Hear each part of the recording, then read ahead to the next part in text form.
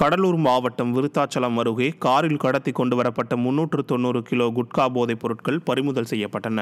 வயலூர் ஏரிக்கரை அருகே நடைபெற்ற சோதனையின் போது காரை சாலையோரத்தில் நிறுத்திவிட்டு ஓட்டுநர் தப்பியோடிவிட்டார். இதையடுத்து காரில் சோதனை செய்தபோது 26 மூட்டைகளில் இருந்த 5,85,000 ரூபாய் மதிப்பிலான குட்கா போதைப் பொருட்கள் பறிமுதல் செய்யப்பட்டன. எதிர்க்கட்சித் தலைவர் கூறுவது போல ஸ்டாலின் அரசின் நிர்வாக திறமையின்மையால் தமிழ்நாடு போதைப் பொருட்களின் கூடாரமாக மாறி வருவது மீண்டும் நிரூபணம் உள்ளதாக மக்கள் குற்றம் சாட்டுகின்றனர். சேலம் அருகே கர்நாடகாவிலிருந்து கடத்தி வரப்பட்ட 3.5 லட்சம் ரூபாய் மதிப்பிலான குட்காவுடன் ஒருவர் சிக்கினார். பெங்களூருவிலிருந்து மேச்சேரிக்கு சொகுசு காரில் கடத்தி வரப்பட்ட 400 கிலோ குட்கா அமரத்தானூரில் சிக்கியது. இது தொடர்பாக மேச்சேரி மலையனூரைச் சேர்ந்த இளங்கோவன் சிக்கினார். இது தொடர்பாக 2 கார்கள் சிக்கிய நிலையில் மணி என்பவர் தேடப்பட்டு வருகிறார்.